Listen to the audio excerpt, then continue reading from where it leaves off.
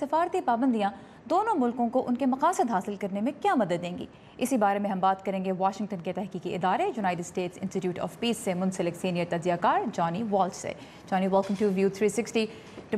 Diplomacy, it's a slow process, it's meant to be a steady process, but when diplomats become the target of restrictions, of sanctions, of kind of putting pressure on each other, where do we go from here?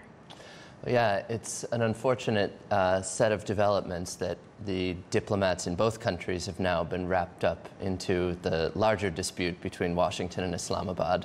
I would say that the State Department has been very quiet about why they took the steps that they did in this particular case. But in the past, it has ordinarily been a response to specific incidents of harassment of American diplomats in Pakistan, sometimes intrusive surveillance or the like. And so we don't know what prompted these steps, but I think there's a reasonable chance that it's that kind of reaction. You ask, where do we go from here? I think the important thing is for the two sides to be talking about restoring the function of diplomats in both countries to normalcy so that there are no restrictions, there's no harassment to these individuals going about their jobs, and separate that out from the larger issues that divide the two countries, which can be dealt with in the longer term.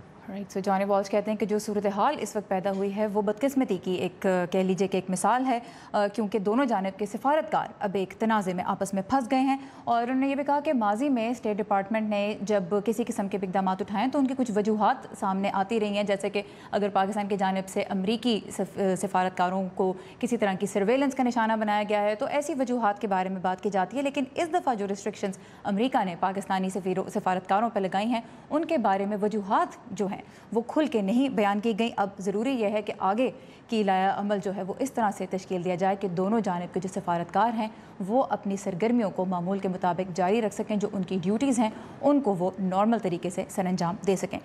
And when you talk about larger issues, the largest issue between Pakistan and the United States is how to bring peace in Afghanistan, how to bring the Taliban to the negotiations table. And today we saw that in Indonesia, there was a conference of clerics from both from Indonesia, Afghanistan and Pakistan. And before I ask you the question, I also want to let our viewers know what happened in this conference. So basically Pakistan, Afghanistan और उसके अलावा Indonesia से ताल्लुक़ रखने वाले उलमाए कराम ने एक कॉन्फ्रेंस में शिरकत की जिसका मकसद ये था कि तालिबान को और तमाम फरीकों को मुज़ाकरात की मेज़ पे लाया जाए अफ़गानिस्तान में। और इस मौके पे एक मुश्तरका एलामिया जारी हुआ जिसमें शुरका ने कुरान और सुन्नत की रोशनी में अफ़गानिस्तान में तमाम फरीकों पर जोर दिया कि वो बराह रास्त मुज़ाकरात में हिस्सा लें और इसके अलावा दहशतगर्दी को भी इस्लामी अक़दार के ख़िलाफ़ करार दिया।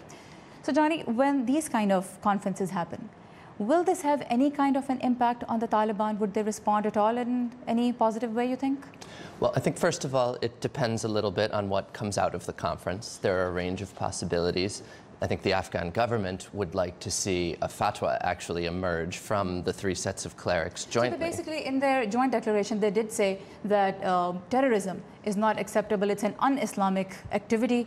And the other thing is that the Quran and the Holy Prophet's life, they guide us towards peace and towards reconciliation. So we should use those as guidelines and turn towards peace instead of towards violence. So that's basically what they said in their joint declaration. So this is breaking quickly. I think that achieves some of what the Afghan government would like to see.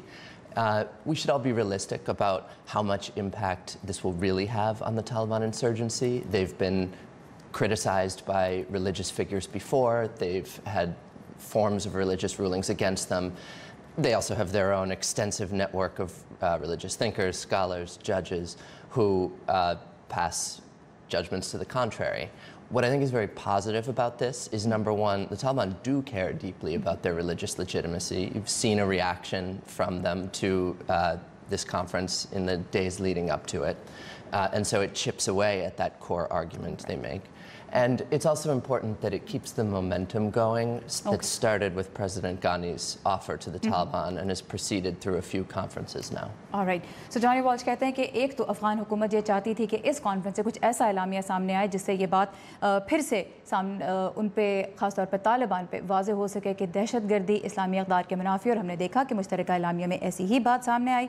और उसके अलावा इस तरह की conference का जो आज Jakarta में हुई उसका जो असर है वो देखने में अभी वक्त लगेगा। और उसकी वजह यह है कि तालिबान के अपने हामी उलमा भी हैं जिनसे वो इस तरह की मालूमात लेते हैं जो उनके गोल्स को आगे बढ़ा सकती हैं। लेकिन तालिबान जो हैं वो उनके लिए ये बात बहुत ज़्यादा अहमियत रखती है कि लोग और ख़ासतौर पर दीनी शख्सियात जो हैं वो उनको किस नज़र से देखती हैं। और उसके अलावा ऐसी कॉन्फ्रेंसेस जो हैं वो अमन अमल में जो मोमेंटम ज़रूरी है, जो कम अज़ कम उसको आगे बढ़ाने की कोशिशें ज़रूरी हैं, उनके लिहाज से एक अहम किरदार अदा करती हैं। Johnny watch, thank you very much for your time and for